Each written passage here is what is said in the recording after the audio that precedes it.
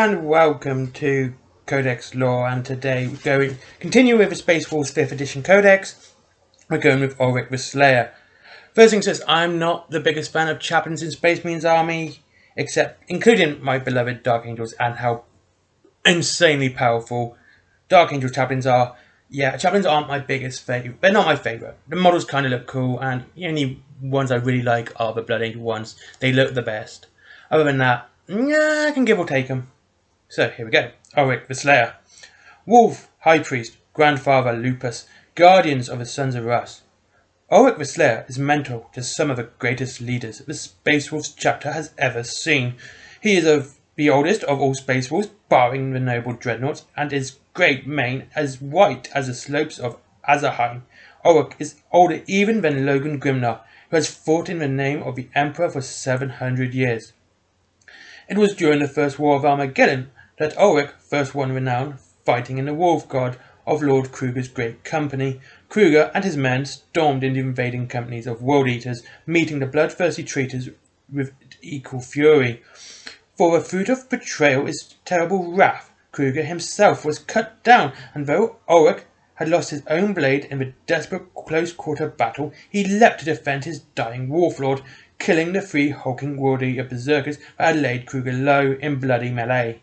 Ulrik fought like a thunder wolf, that day inspiring his battle brothers and even earning the unusual accolade of grim salute from the Lord of the World Eaters himself. Eventually, the Imperium emerged as victorious. The following day, Ulrik was renamed the Slayer and elected by his fellow Wolf Guard as Kruger's replacement at the head of the great company. Astonishingly, Ulrik turned the honour down. Though such refusal was all but unheard of, the Slayer believed he was born to fight, not to command. Ulrik instead accepted the rank of Wolf Priest, and before the century was out, it became obvious that his true genius was in the selection and training of new recruits. He was a veteran of so many wars, but his tactical and martial knowledge was invaluable, and his natural charisma made him an excellent mentor.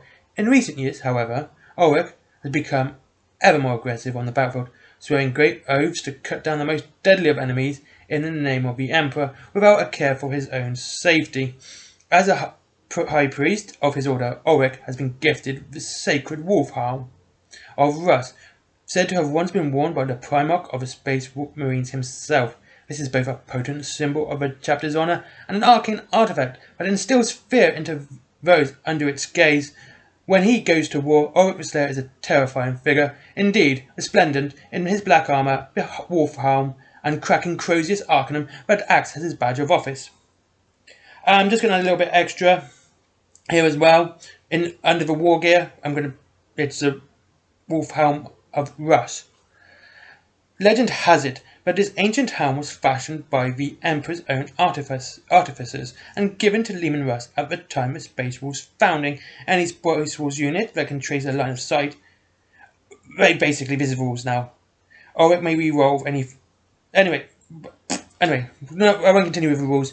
But I like the fact that the Space Wolves still have a lot of their Primarchs, Leman Russ's items, and I like the fact they're not just kept behind glass or they're not, hidden away, that they're actually being used. And Ulrik the Slayer is, as like I said before, I'm not a big fan of chaplains. I kind of give or take them.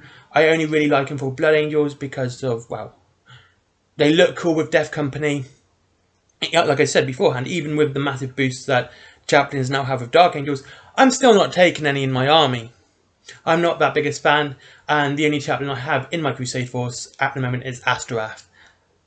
That kind of just says it all. I'm not a big fan. I like commissars, but chaplains, yeah, I'm not a biggest fan.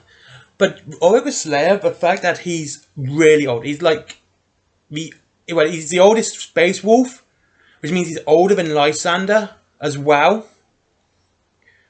I wouldn't say he's as old as Dante, but I love these stories of these old warriors, and I would love him to get the same sort of treatment that Dante got, that Lamarte's got, that Shrike got, having his own novel, his own book based on him.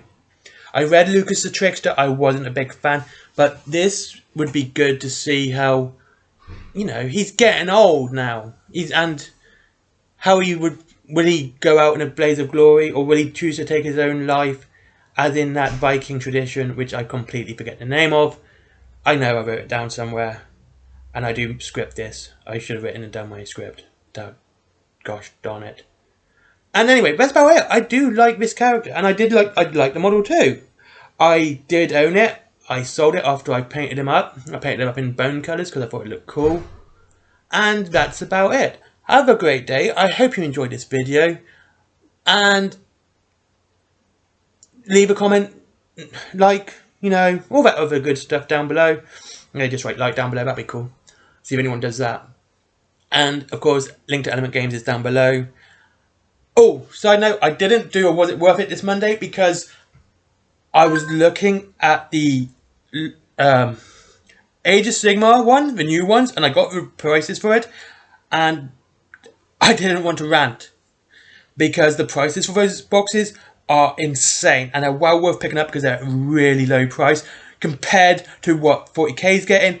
As I said before, Age of Sigmar tends to be cheaper, and those prices were just silly in my eyes. So I don't want to do that because it would have ended up being a rant. That's enough. Like, comment, subscribe. Have a great day, and I see you all soon.